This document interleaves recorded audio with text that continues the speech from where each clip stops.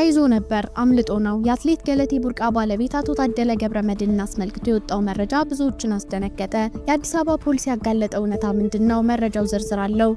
ልጄን ለሁለተኛ ጊዜ ነው የገደሏት ያሉት የሟች ቀነኒ አባት አቶ አዱኛ ዋቆ የድምፃዊ አንዱዓለም ጎሳን መፈታት አስመልክቶ የኢትዮጵያ ሕዝብ ከጎናቸው እንዲቆም ከፍተኛ ጥሪ አድርገዋል።